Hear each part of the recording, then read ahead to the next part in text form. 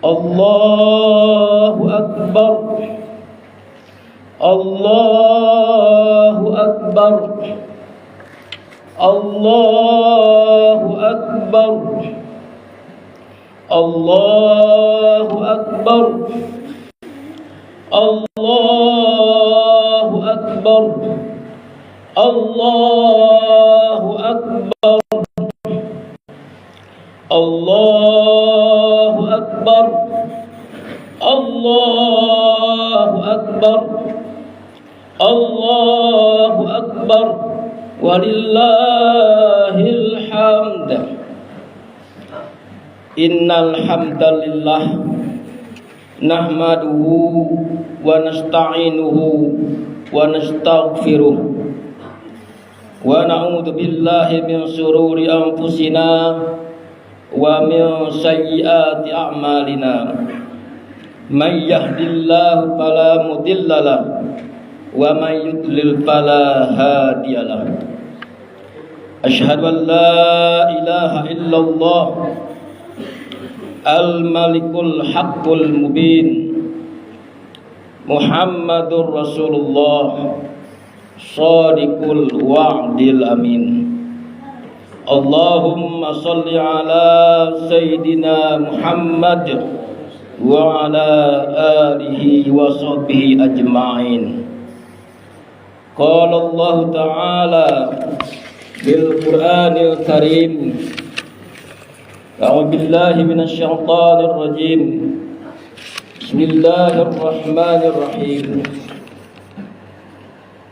Ya ayyuhalladzina amanu taqullaha haqqa tuqatih wa la tamutunna illa wa antum muslimun. Shadaqallahul azim.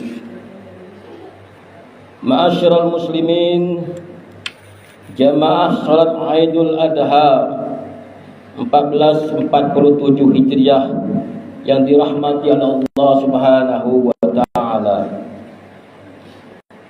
Marilah kita senantiasa meningkatkan ketakwaan kepada Allah Subhanahu wa taala dengan cara melaksanakan segala perintah-perintahnya dan meninggalkan atau menjauhi segala larangan-larangannya.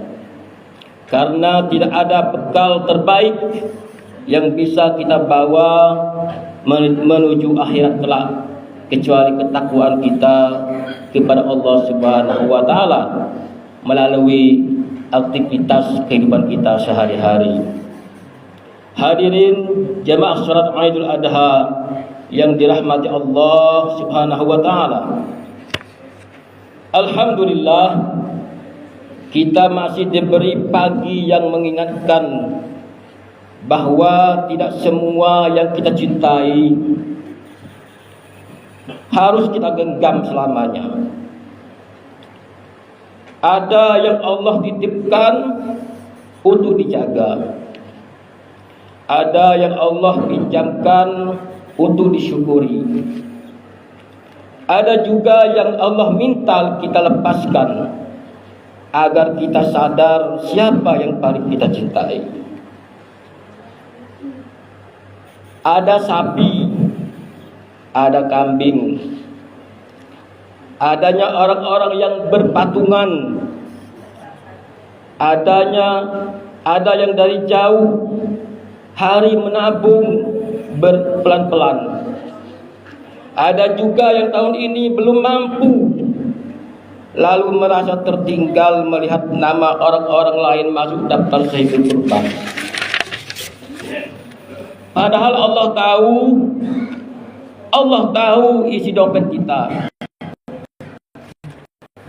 Allah tahu niat yang belum sempat amal.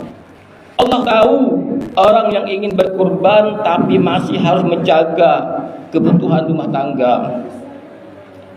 Karena hewan kurban mungkin bisa dibeli dengan uang, tapi ketundukan hati tidak selalu lahir dari kemampuan. Kadang yang paling sulit kita sembelih adalah bukan kambing, bukan sapi, tapi ego sendiri. Dan kami meyakini bahwa para sahibul kurban kita pada tahun ini sudah mampu melepaskan genggaman kecintaannya kepada dunia ini. Rasa ingin selalu benar, rasa ingin semua berjalan sesuai rencana, rasa takut kehilangan sesuatu yang selama ini kita anggap sebagai sumber rasa aman. Kita bilang percaya kepada Allah, tetapi ketika Allah mengubah sedikit saja rencana kita, hati kita gelisah. Kita bilang ridho dengan takdir Allah, tapi ketika yang Allah ambil sesuatu yang kita sayang, kita berkata, kenapa harus ini? Kenapa harus itu ya Allah? Lalu Allah mengingatkan kita lewat firman-Nya dalam surah Al-Hajj ayat ke-37. A'udzubillahi minasyaitonir rajim. Bismillahirrahmanirrahim. La yanalallahu lahumuha wala dima'uha walaki yanaluhu taqwa minkum kadzalika syahraha lakum litukabbirullaha ala ma hadakum wa basyiril muhsinin. Daging hewan kurban dan darahnya itu sekali-kali tidak akan sampai kepada Allah, tetapi yang sampai kepadanya adalah ketakwaanmu. Demikianlah dia menundukkannya untukmu agar kamu mengagungkan Allah atas petunjuk yang dia berikan padamu. Berilah kabar gembira kepada orang-orang yang muhsin. Orang-orang muhsin itulah orang yang berkorban, yang rela mengeluarkan hartanya untuk menjadi syahid kurban pada kesempatan setahunnya. Ini merupakan teguran lembut untuk kita yang sibuk beribadah namun ingin validasi dari manusia, tapi lupa bertanya, apakah hati tunduk pada Allah SWT? Sebab yang naik kepada Allah bukan darahnya, bukan berat timbangannya, bukan mahal harganya. Yang sampai kepada Allah adalah takwa, hati yang rela, hati yang jujur, hati yang berani berkata, saya harus berkurban untuk melepaskan genggaman dari hal-hal yang sangat saya cintai. Maka pagi ini ada pertanyaan yang seharusnya ikut kita bawa pulang. Apa yang masih terlalu kita genggam dari Allah? Apa yang selama ini kita takut kehilangan, sampai pelan-pelan menggantikan Allah di hati kita? Untuk menjawab dua pertanyaan itu, kita tidak perlu pergi jauh-jauh. Cukup kembali kepada kisah yang melatar belakangi hari raya ini. Ibrahim alaihissalam, seorang nabi, seorang kekasih Allah, seorang yang hidup puluhan tahun tanpa anak. Lalu Allah karuniai seorang putra di usia senja. Bayangkan rasanya puluhan tahun berdoa, puluhan tahun menunggu, lalu Allah hadirkan Ismail, seorang anak yang lahir dari doa panjang, dari air mata yang jatuh di sepertiga malam, dari hati yang tidak pernah berhenti berharap kepada Allah SWT. Lalu satu malam Allah kirim mimpi yang menggetarkan, sembelih anakmu Ibrahim. Kita mungkin bertanya, mengapa harus Ismail?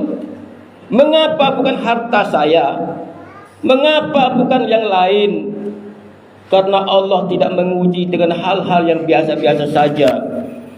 Allah menguji dengan hal yang paling kita cintai di dunia ini.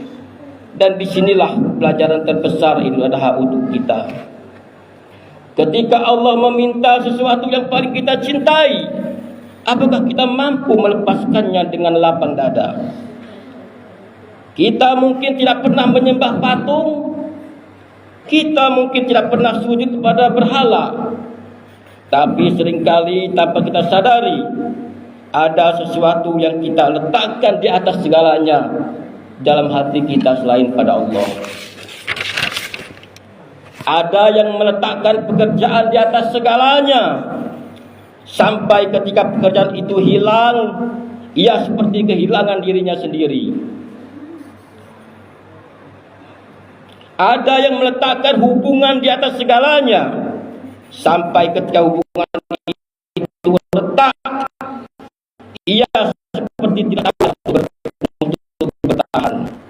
Ada yang meletakkan nama di atas segalanya, sampai ketika reputasi dan dipertanyakan, ia kehilangan rasa tenang yang selama ini ia jaga. Bukan berarti pekerjaan, hubungan dan nama baik itu salah untuk dicintai. Yang perlu kita periksa adalah apakah ia sudah menggantikan Allah dalam hati kita. Allah Subhanahu wa taala berfirman dalam surah At-Taubah ayat 4 yang artinya, kata Nabi Muhammad,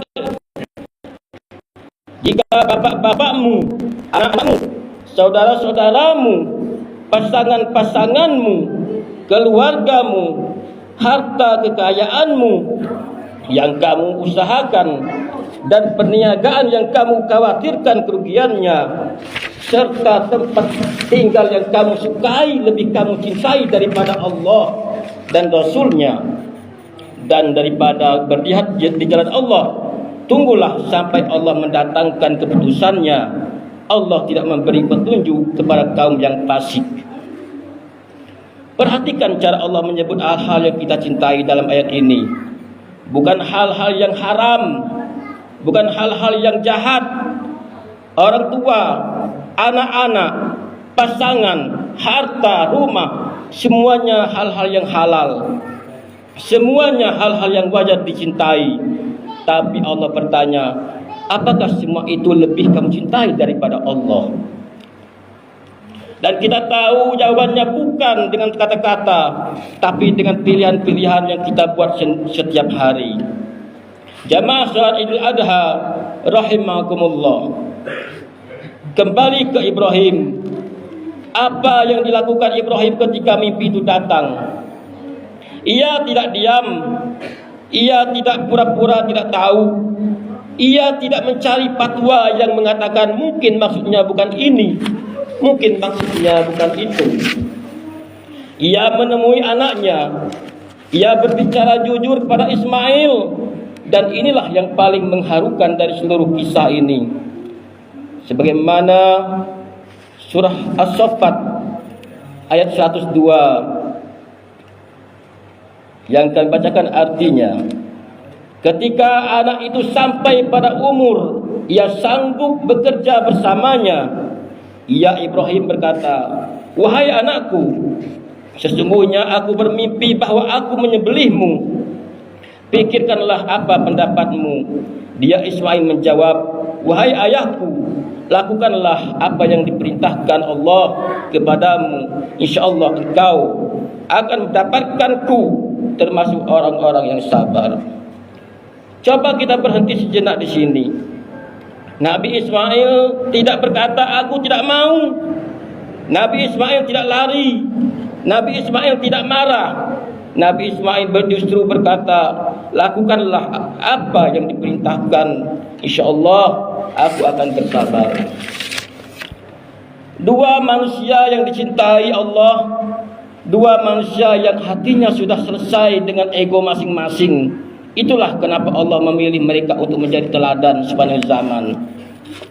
Dan ketika Ibrahim benar-benar mengangkat pisau itu dengan sepenuh hati, dengan mata yang mungkin basah, dengan tangan yang mungkin gemetar, Allah berseru, wa nadainahu ayya Ibrahim qad saddaqta ru'ya inna kadzalika najzil muhsinin.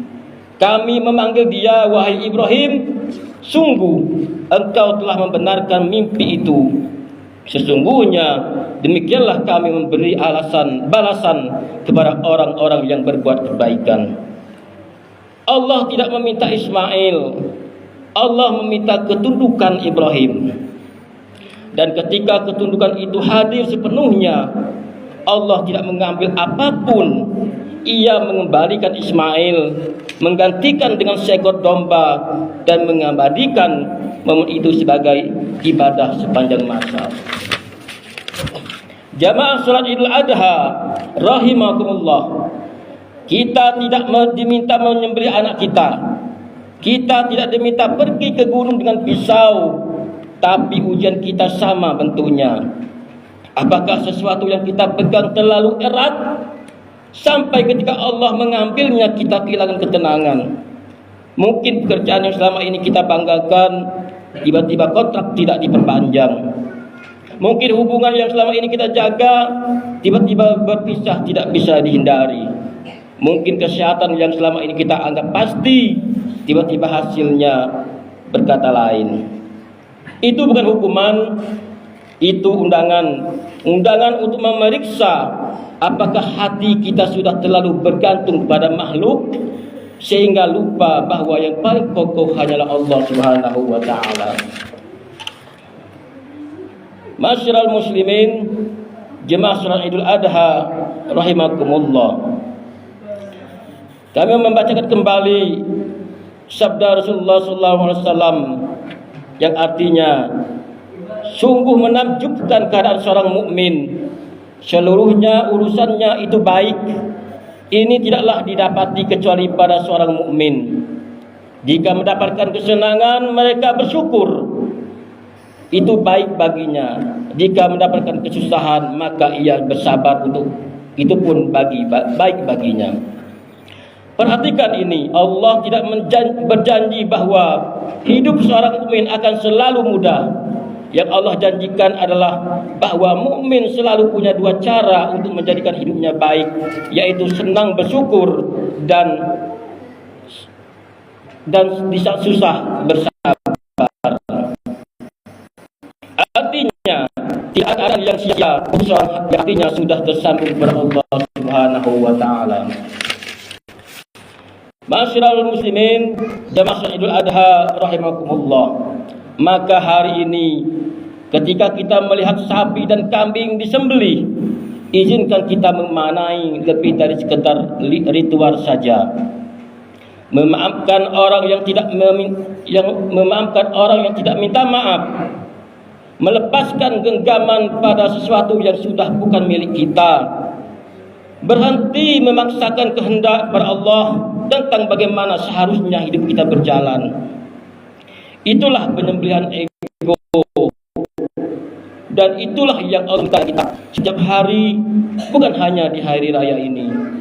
Kita tidak perlu menunggu bisa berkurban sapi untuk mulai mempersembahkan hati yang tunduk pada Allah. Kita mulai dari hari ini, dari satu keputusan kecil, dari satu kerelaan yang mungkin tidak ada yang melihat, tapi Allah menyaksikan. Hadirin jamaah salat Idul Adha rahimakumullah.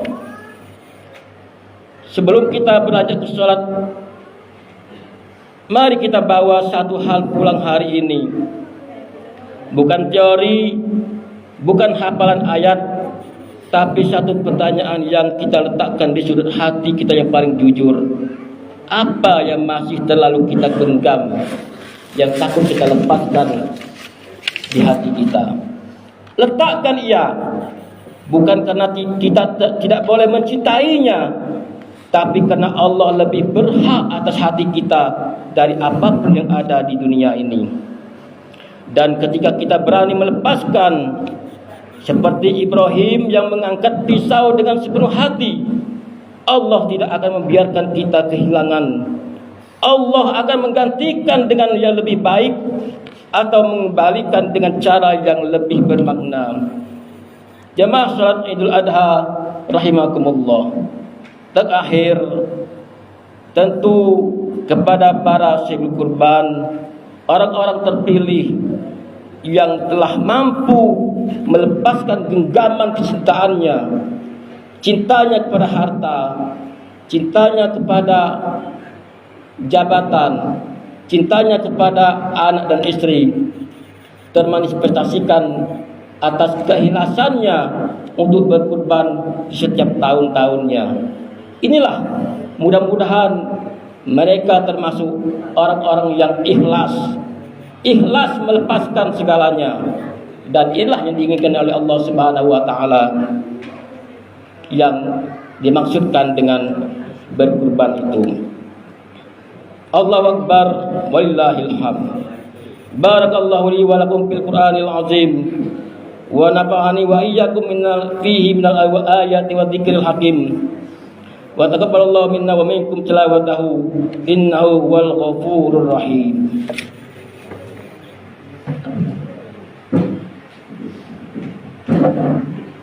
Allahumma shalli ala Muhammadin wa ala ali sayyidina Muhammad.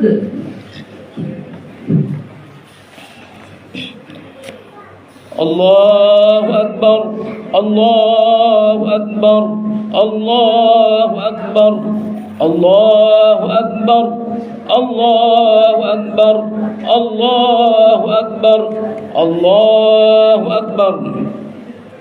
Alhamdulillahilladzi an'ama 'alaina bi ni'matil Islam wal iman wa ja'alana min ummihi sayyidina Muhammadin sallallahu alaihi wasallam. Asyhadu an la ilaha illallah wahdahu la syarikalah wa asyhadu anna Muhammadan abduhu wa rasuluh.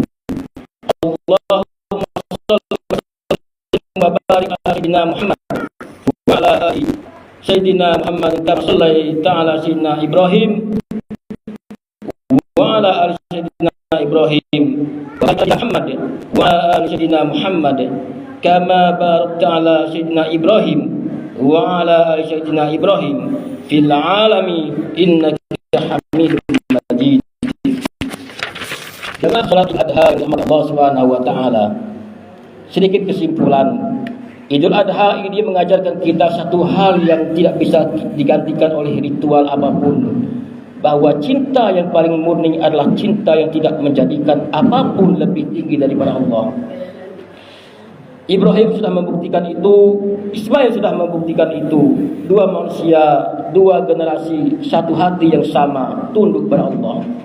Maka satu ajakan yang kita bawa pulang hari ini, periksa hati kita. Bukan sekarang, bukan di sini, tapi malam ini setelah semua keramaian berlalu, ketika kita sudah sendiri, tanyakan pada hati yang paling dalam, apa yang masih selalu kita genggam dari tangan kita ini daripada Allah Subhanahu wa taala?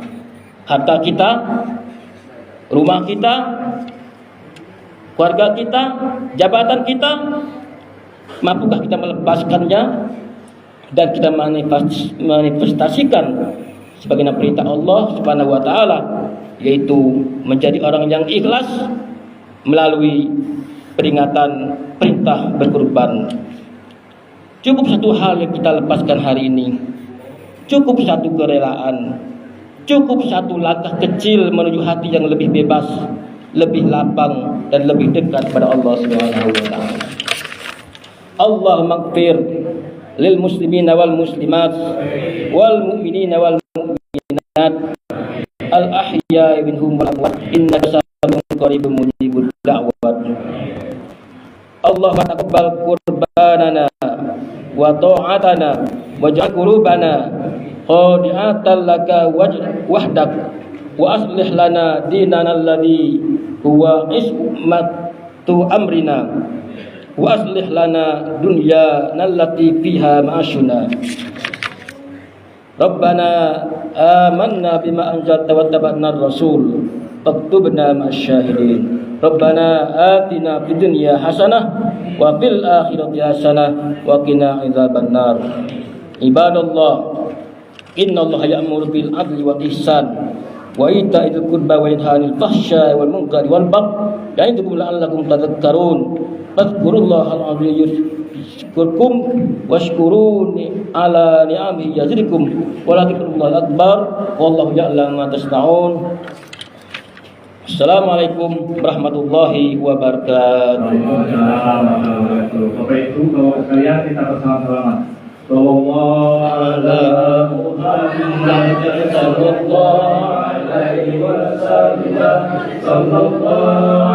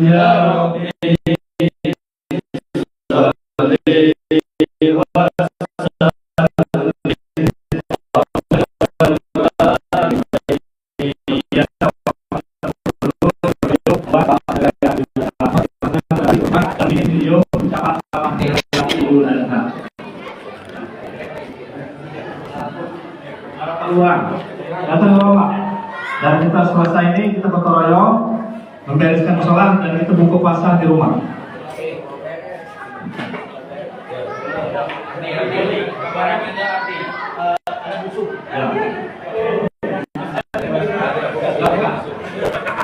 Ada dulu sebagian kan? Ada dulu kan? Iya. Yuk, keluar. Dulu. Kita tes dulu ya. Ya. Ayo mas, dulu mas. Kak, jangan keluar. Agak melengkung nih kaum. Masuk. Tolong ya. Tolong. Tangan genggam kak. 1, 2, 3. Oke, lagi 1, 2, 3. Ganti gaya. Video ya, video. Video. Kak, selanjutnya baru mohon maaf lahir batin. Sama-sama ya. Assalamualaikum. Belum. 1, 2, 3.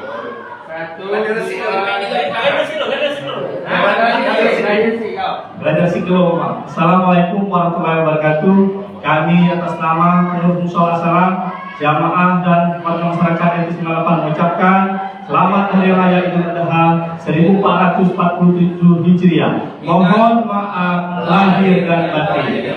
Mohon maaf lahir dan batin. Kita sama-sama. Oke, mulai ya. 1, 2, 3. Assalamualaikum warahmatullahi wabarakatuh. Kami atas nama pengurus dan jamaah Mushola Salam mengucapkan selamat Hari Raya Idul Adha 1447 Hijriah. Mohon maaf lahir dan batin.